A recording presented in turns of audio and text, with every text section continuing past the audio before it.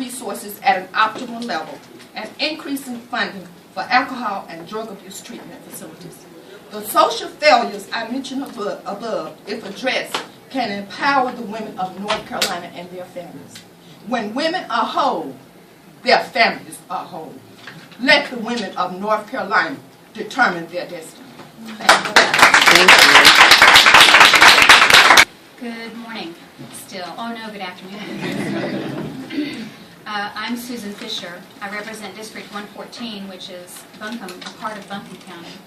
And I could not say any better than has already been said by the folks from Planned Parenthood, from NARAL, the physician who spoke so eloquently in the committee meeting this morning, nurse, I'm sorry, medical professional of some sort, but you were good. You were good.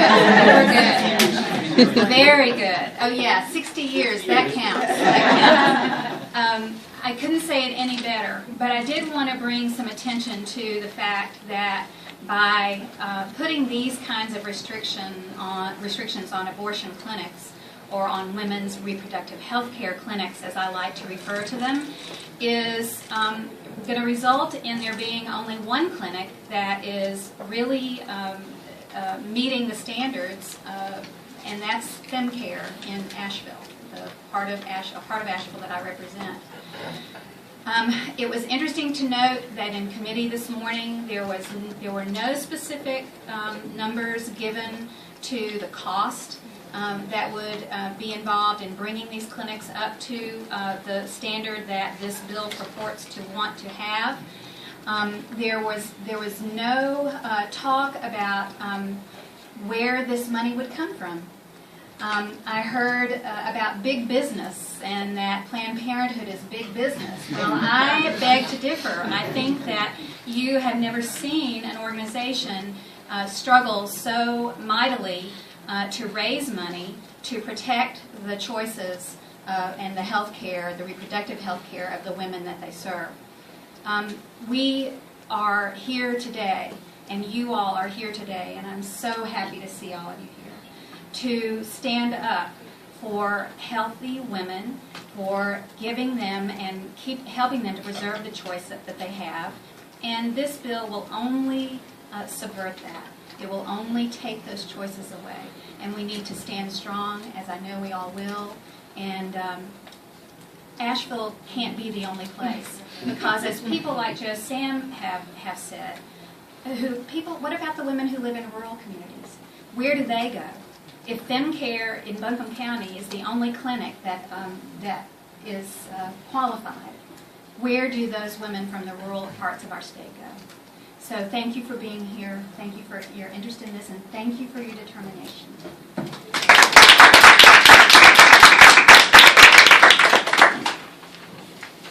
Good morning, I'm Paige Johnson with Planned Parenthood of Central North Carolina.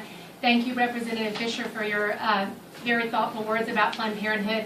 I'm here to tell you we're not going anywhere. We're going to fight this all the way. If you were with us last session, you know that we can do that and we will prevail.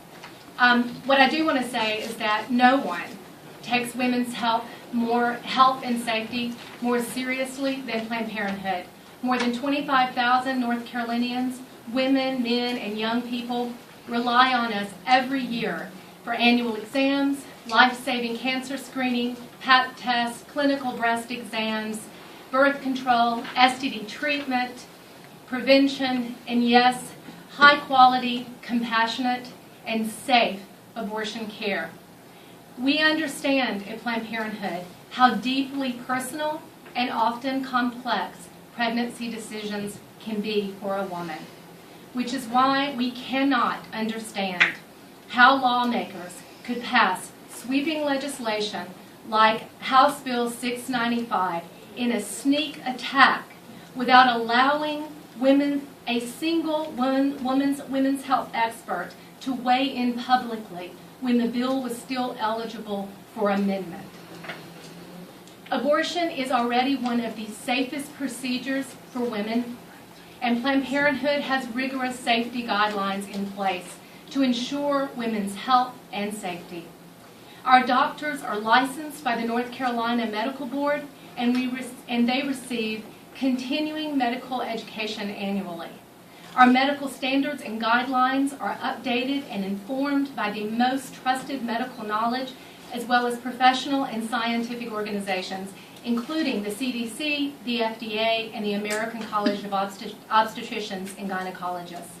Existing laws and regulations governing abortion care in North Carolina work. This is exactly why providers who do not comply with these extensive regulations were shut down. Existing laws and regulations work.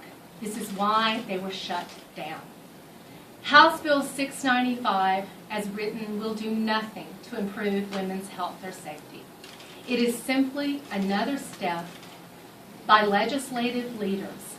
It is another step towards eliminating access to safe and legal abortion taken by those legislative leaders who oppose a woman's right to make this deeply personal and private decision under all circumstances.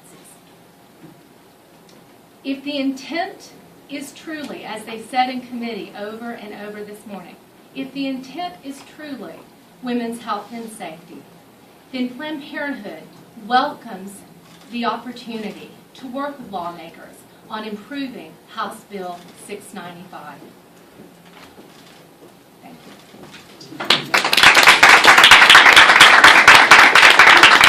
Excellent speakers, and we're going to keep them coming.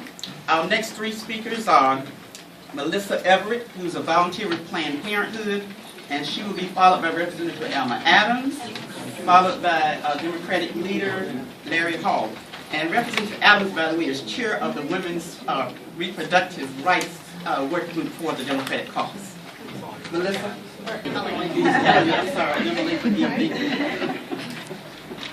Hello, my name is Emily Everett. I was raised on the coast of North Carolina, but I moved to Fayetteville when I married my husband, who's an active duty military member stationed at Fort Bragg. I'm here to speak against House Bill 695. I want to tell you my story. When I was 18 years old, I was in a relationship with a man that was emotionally abusive. 6 months into the relationship, I found out that I was pregnant.